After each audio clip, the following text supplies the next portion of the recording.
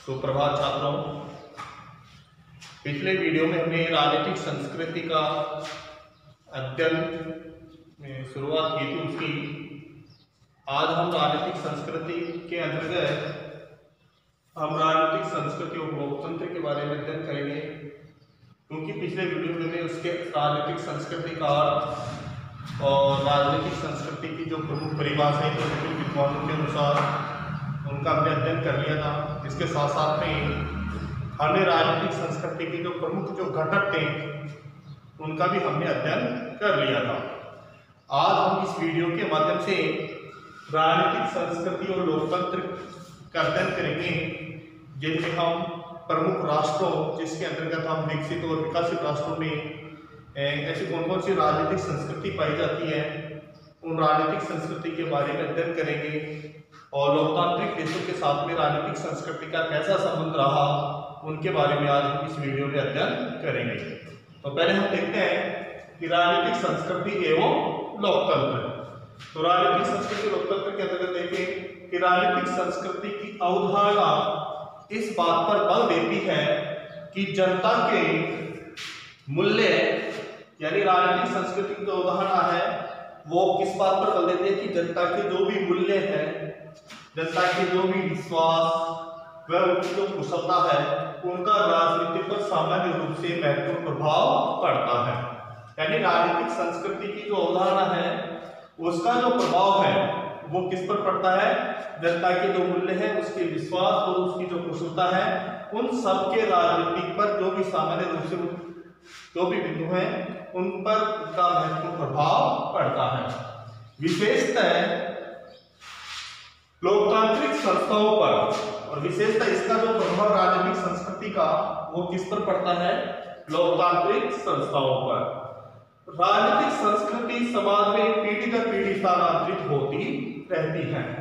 यानी राजनीतिक जो संस्कृति होती है वो विशेषतः लोकतांत्रिक संस्थाओं पर और समाज में ये जो राजनीतिक संस्कृति है वो पीढ़ी दर पीढ़ी क्या होती है, स्थानांतरित होती है। यानी जो भी लोकतांत्रिक राष्ट्र है उन सभी लोकतांत्रिक देशों में जो राजनीतिक संस्कृति है वो एक पीढ़ी से दूसरी पीढ़ी में स्वतः ही ऑटोमेटिकली क्या हो जाती है, स्थानांतरित होती रहती है। इसका मुख्य कारण क्या है, क्योंकि हम जो भी संस्कार होते हैं, जो भी हमारे जो आदतें होती हैं, जो भी हमारी अभिवर्तियां होती हैं, ठीक है, जो भी हमारे वैल्यूज होते हैं, उन सब का प्रभाव हमारी आने वाली पीढ़ी पर अवश्य पड़ता है। अर्थात जो भी विचार हमारे अंदर होते हैं वही विचार हमारी जो पीढ़ी होती है उसके ऊपर पड़ता है। जैसे हमने हमारे जो बुजुर्गों के जो भी संस्कार थे, ठीक है, जो भी उनकी आदतें थी, उन सभी आदतों का हमने क्या किया, अवलोकन किया। तो यहाँ पर विभिन्न विद्वानों ने यही कहा कि राजनीतिक संस्कृति का जो भी लोकतांत्रिक देश हैं उन लोकतांत्रिक देशों में पीढ़ी दर पीढ़ी राजनीतिक संस्कृति का क्या होता है, स्थानांतरित होता है। और यहाँ पर भी ये बताया गया कि राजनीतिक संस्थाओं का राजनीतिक संस्कृति का जो प्रभाव है वो कहाँ पर पड़ता है, पीढ़ी दर पीढ़ी स्थानांतरित होता है। अर्थात एक पीढ़ी से दूसरी पीढ़ी पर इसका प्रभाव पड़ता है। फिर आगे हम देखते हैं, इसी प्रकार से वेबर और आमंड ने एक राजनीतिक संस्कृति और लोकतंत्र के मध्य इनमें आपस में एक अनुसंधान किया। अर्थात उन्होंने इन दोनों के बीच में कैसे संबंध रहे, इसके बीच में राजनीतिक संस्कृति और लोकतंत्र के मध्य जो भी संबंध रहे उनका उन्होंने 1963 में एक पुस्तक प्रकाशित की। इन्होंने जेबी आमंड अर्थात वेबर आमंड और सिडनी वर्मा ने। और 1963 में उनकी जो प्रसिद्ध जो रचना रही वो उनकी रचना थी the civil culture and political attitude and democracy in 5 nations. अर्थात इन्होंने लोकतंत्र और राजनीतिक संस्कृति के मध्य जो संबंधों का जो अध्ययन किया वो 1963 में पुस्तक प्रकाशित की गई उनके द्वारा, और वो पुस्तक थी the civil culture political attitude and democracy in 5 nation. अर्थात 5 राष्ट्रों के जो राष्ट्र थे उनके जो राजनीतिक, उनके जो नागरिक जो संस्कृति, नागरिक संस्कृति और उनके जो राजनीतिक जो व्यवहार थे उनका उन्होंने अध्ययन किया। और वो किसके अंतर्गत किया? इस पुस्तक के अंतर्गत 1963 में। और उन्होंने जो 5 राष्ट्रों का अध्ययन किया और वो 5 जो राष्ट्र थे जो लोकतांत्रिक देश थे, और वो 5 लोकतांत्रिक देश थे वो थे कौन कौन से? एक था ब्रिटेन, ठीक है, एक है जर्मनी, एक है इटली, अमेरिका और मैक्सिको।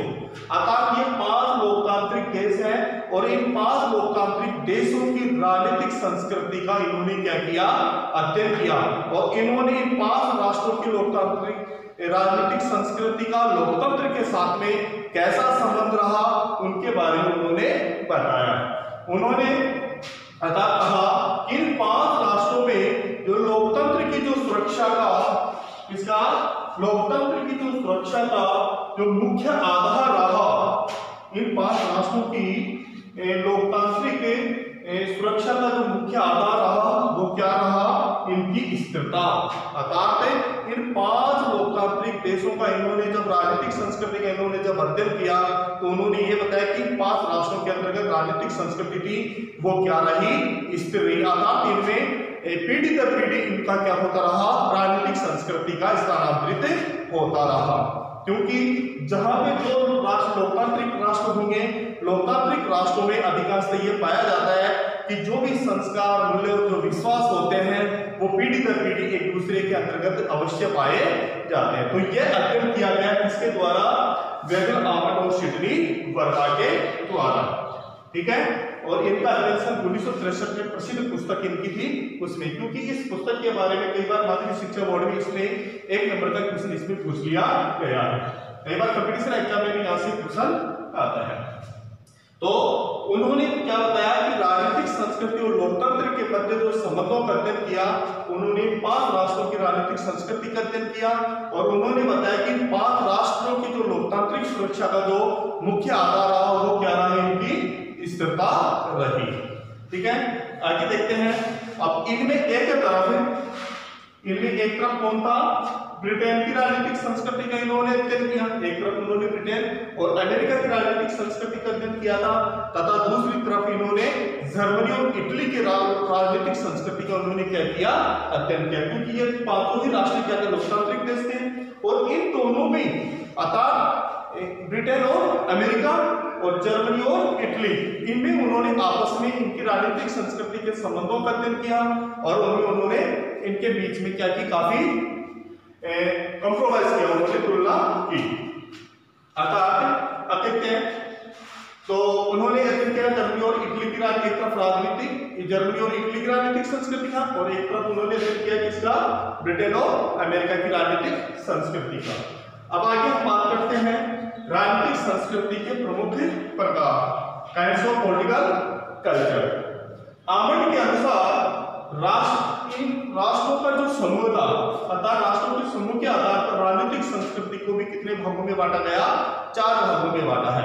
यानी आमंड ने राजनीतिक संस्कृति का जो अध्ययन किया है और उनके जो उन्होंने प्रकार बताए वो बताए कि राष्ट्रों के जो समूह है उस समूह के आधार पर उन्होंने 4 भागों में राजनीतिक संस्कृति को बांटा। और वो जो 4 प्रमुख राजनीतिक वाले जो समूह है वो कौन कौन से हैं? पहला है आंग्ल अमेरिकी राजनीतिक व्यवस्था। आंग्ल अमेरिकी राजनीतिक व्यवस्था, इसके अंतर्गत उन्होंने किसका अध्ययन किया?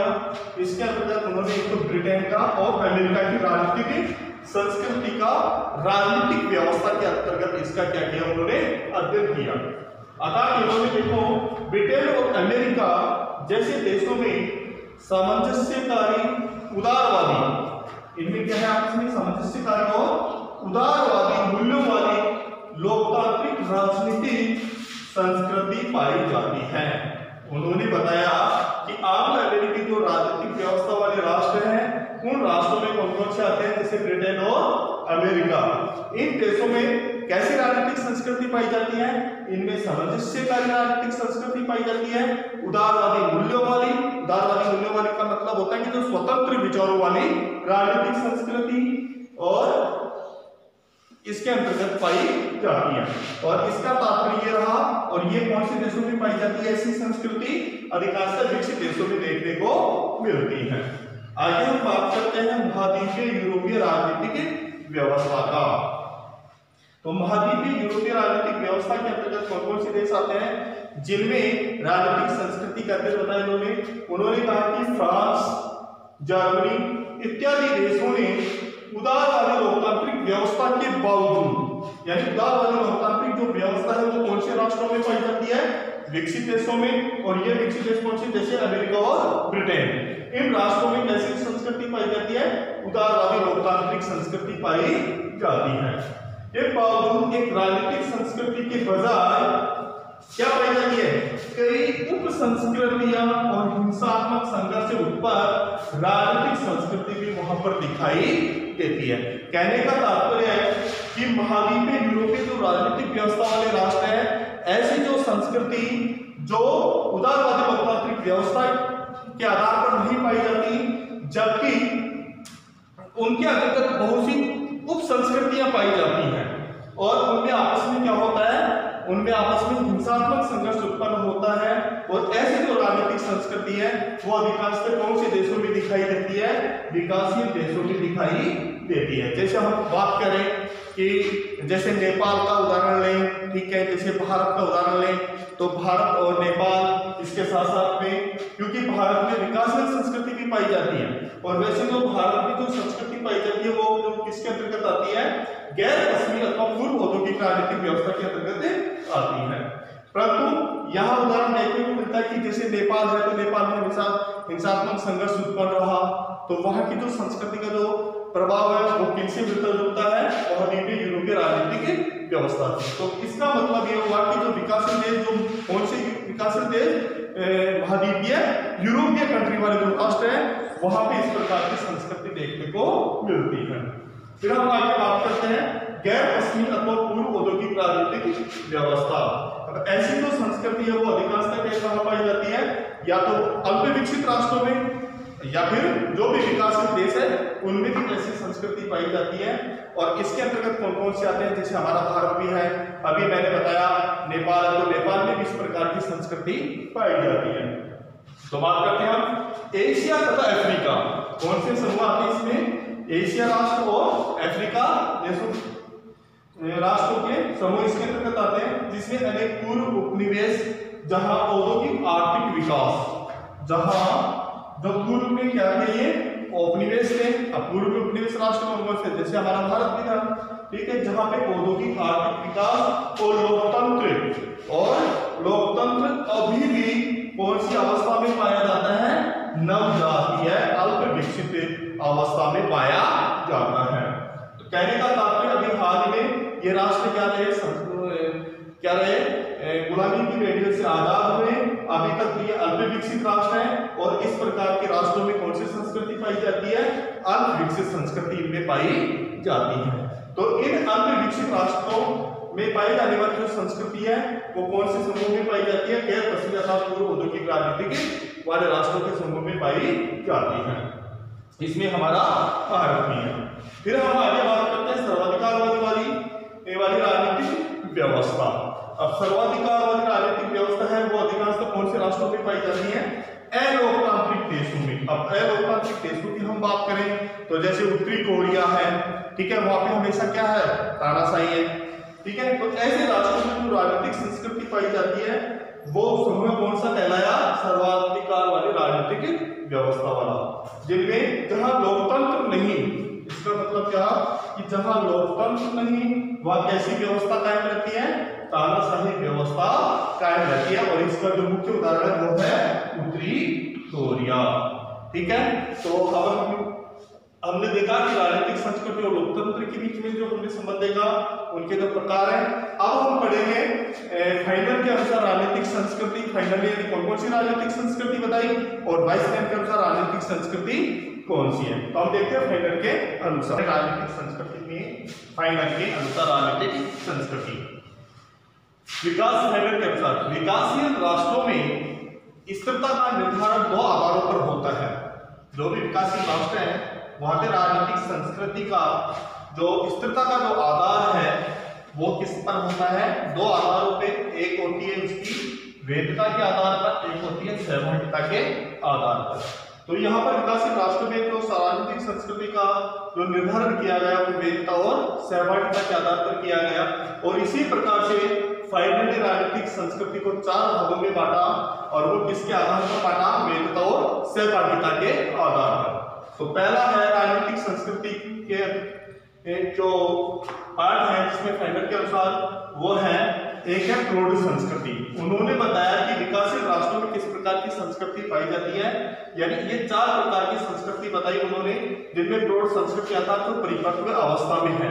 ऐसे राष्ट्रों की जो संस्कृति जो परिपक्व अवस्था में है वो संस्कृति क्या कहलाई?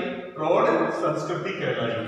फिर दूसरी बताई उन्होंने विकसित संस्कृति, अर्थात यह जो संस्कृति है राजनीतिक संस्कृति वो विकसित राष्ट्रों में पाई जाती है। एक है विकासशील संस्कृति, जो अधिकांश ये किस प्रकार की संस्कृति होती है? यह निम्न संस्कृति या जिसको हम न्यून संस्कृति भी कह सकते हैं। एक उन्होंने ये बताया, एक उन्होंने बताया न्यून स्तरीय संस्कृति, अर्थात जो बिल्कुल ही निम्न स्तर पर पाई जाती है। और निम्न स्तर पर पाई जाने वाली निम्न स्तर का मतलब होता है कि जो बहुत कुछ राष्ट्र यानी बहुत कम राष्ट्रों में ऐसी संस्कृति देखने को मिलती है, जिनको हम बोल सकते हैं जैसे सैनिक संस्कृति। तो सैनिक तानाशाही वाले जो राष्ट्र है उनमें इस प्रकार की निम्न स्तरीय संस्कृति पाई जाती है। तो ये सबसे कम स्तर पर पाई जाती है।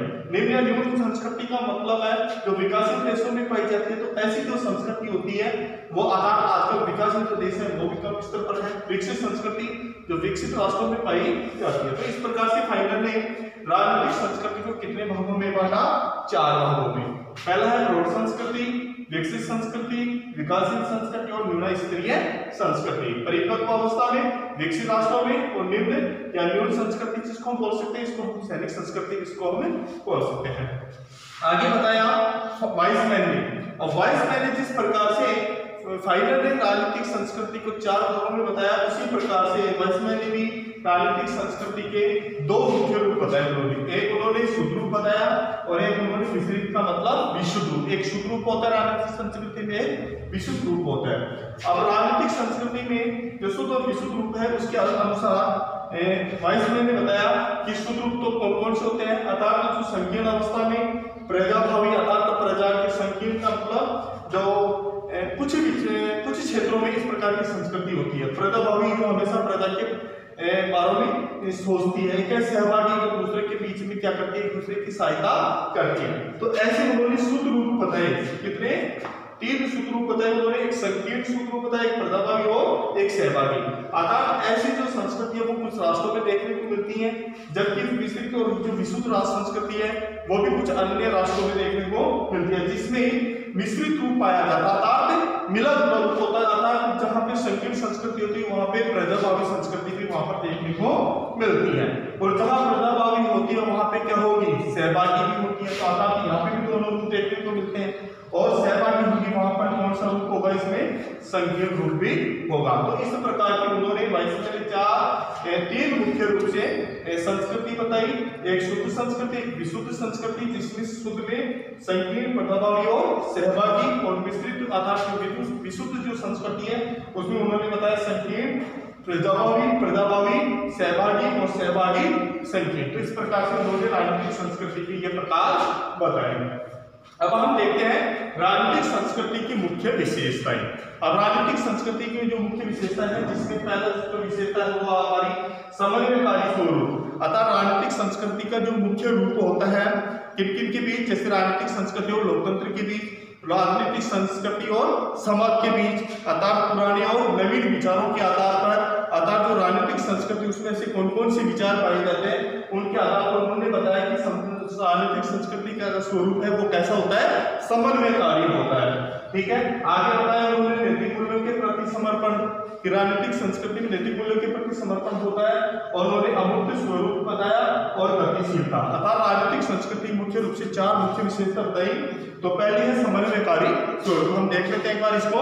समन्वयकारी स्वरूप का मतलब होता है कि राजनीतिक संस्कृति में अनेक नवीन जीवन मूल्य आते रहते हैं, और इन नवीन और प्राचीन जो भी जीवन मूल्य है उनमें आपस में क्या होता है? निरंतर संघर्ष होता है। अतः इन दोनों में राजनीतिक संस्कृति का जो समन्वय है वो क्या करती है? राजनीतिक संस्कृति इन दोनों के बीच, अर्थात जो पुराने और नवीन, अर्थात जो नवीन जो हमारे जो पुराने जो जीवन मूल्य हैं और हमारे जो नवीन जीवन मूल्य का मतलब होता है कि हमारे जो विचार, पुराने विचार और नए विचार, इनमें आपस में क्या होता है, पुराने विचार और नवीन विचार जब आपस में मिलते हैं तो इनमें क्या होता है, संघर्ष उत्पन्न होता है। और ये जब संघर्ष इनमें आपस में उत्पन्न होता है तो राजनीतिक संस्कृति होती है वो क्या करती है, इनके बीच में जो संघर्ष उत्पन्न होता है इन संघर्ष को मिटाकर और इनमें आपस में कोरिलेशन स्थापित करती है। ये समन्वयकारी स्वरूप होता है ये, अर्थात इनमें आपस में दूसरे के बीच में क्या करते हैं, समन्वय स्थापित करती है। इसलिए राजनीतिक संस्कृति को स्वरूप है वो कैसा बताया गया, समन्वयकारी स्वरूप बताया गया। ठीक है, अगला बिंदु है नैतिक मूल्यों के प्रति समर्पण। इसमें बताया गया कि राजनीतिक संस्कृति की जो नैतिक मूल्य होते हैं उनके नैतिक मूल्यों में भी उनके समर्थन की आवश्यकता होती है। अतः समाज का धार्मिक जो स्वरूप होता है, समाज का जो धार्मिक स्वरूप होता है वह सत्ता व्यवस्था का स्वरूप, अर्थात धार्मिक स्वरूप और सत्ता जो व्यवस्था है उन दोनों का स्वरूप, इन दोनों में राजनीतिक संस्कृति क्या करती है, आपस में समन्वय स्थापित करती है या उनमें आपस में योगदान देती है। अगला जो रूप है राजनीतिक संस्कृति की जो विशेषता हुआ अमूर्त स्वरूप। अमूर्त स्वरूप कैसे बताया, अर्थात जनता राज्य के प्रति अपना आक्रोश जाहिर करती है।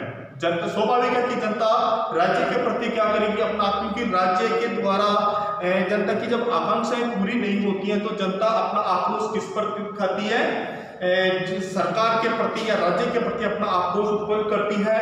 और तब जनता की जो मानसिक स्थिति है उसको मापा नहीं जा सकता कि उस समय जनता की मानसिक स्थिति कैसी है।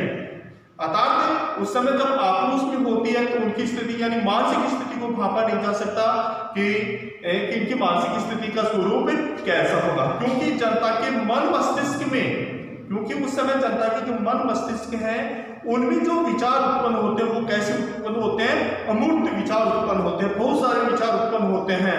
और इसी वजह से और इन अमूर्त विचारों की वजह से ही राजनीतिक संस्कृति भी इसको क्या करती है, प्रभावित करती है। तो राजनीतिक संस्कृति का एक मुख्य स्वरूप ये भी देखने को मिलता है। अगला स्वरूप है इसका गतिशीलता।